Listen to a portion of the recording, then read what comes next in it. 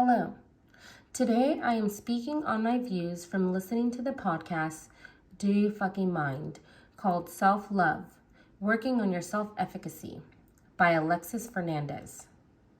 Self-efficacy originated from the psychologist Albert Bandura, an individual's belief in their capacity to execute behaviors necessary to produce certain performance attainments. In this podcast, she explains how self-efficacy determines how you will feel and how you will handle a certain situation. Self-efficacy is involved in everything you do, relationships, careers, and even where you live. Are you confident or are you lacking in that area? What goals are you setting for yourself? Are you willing to put yourself out there or are you afraid of taking those risks?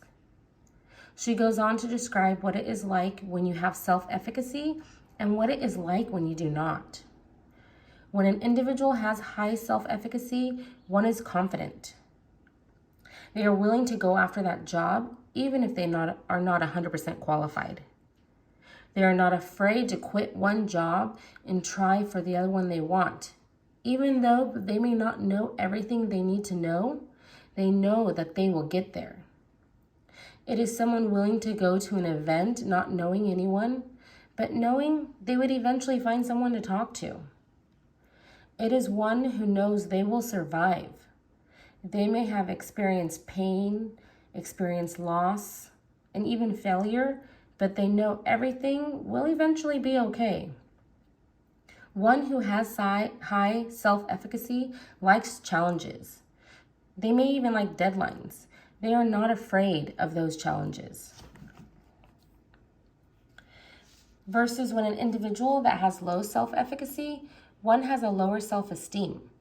They may not be willing to go after that job if they are not 100% sure they could handle it.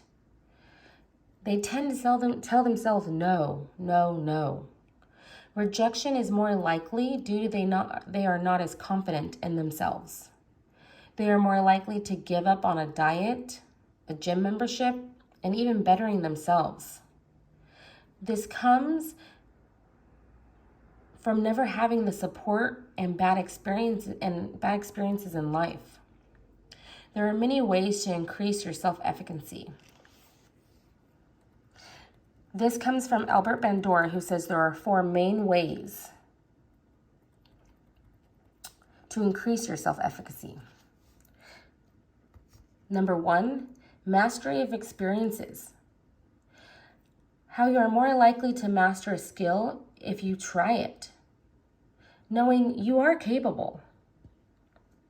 Number 2, social modeling, finding good mentors and role models in your life, not being jealous of them, but happy, having them inspire you. It helps you believe in yourself. Social persuasion, encouragement and feedback from your support network. She explains how if you cannot find someone in your group of friends, to find better friends, which really spoke to me because I recently have met an amazing group of people who have really been supportive and encouraging to me. Number 4, psychological responses. It's how you react instinctively.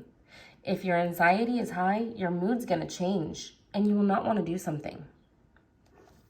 I chose this topic because I have been on both sides of self-efficacy. Almost 3 years ago, I started a gym. I was overweight, unhappy with my appearance and my overall self. One night I decided, though, enough was enough, and I said to myself, I need to put myself first. This first step helped me better my self-efficacy. Yes, I lost weight. I felt healthier and stronger, but it was also my mindset. Knowing I was able to tackle these personal issues, it helped me grow into a more confident person. I went after a new position at work and I got it. This helped me decide what I want to do with my life. I am now back in school after 18 years, pursuing my dream career. I am not afraid to try new things. Before my mindset changed, I would have been so afraid to do anything, thinking I would just fail. I have always had low self-esteem and anxiety growing up, but after changing my habits, I grew to love myself. I no longer need these anxiety medications. I'm no longer afraid. I love myself, and it's due to self-love and self-efficacy. Self-love and self-efficacy interested me because I chose to make myself better, and so many others can too. Prior to this podcast, I was not sure what self-efficacy was. Listening to her podcast helped me realize how you could go back and forth between having it and not. This was surprising to me at first, but then I realized at times I do tend to revert back to my low self-efficacy when I am not giving myself my all.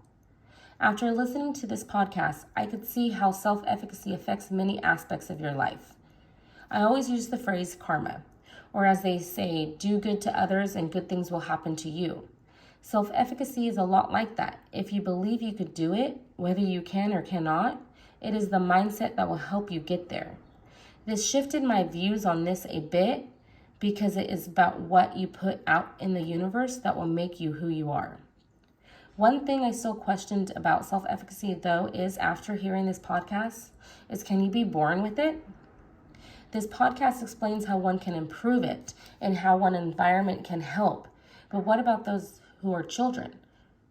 Are ones who are confident from birth go to have high self-efficacy?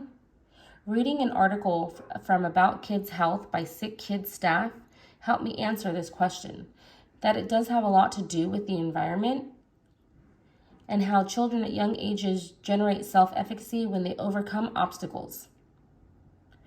But yet also it's how they are praised for their efforts and not their abilities that help them create high self-efficacy.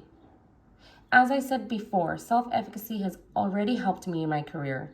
If I had not gone after a position in human resources management in my current employer, then it would not have led me to a human resources background and has not led me back to college after 18 years to finish my associate's degree and on to my goal of obtaining a bachelor's degree in human resources management.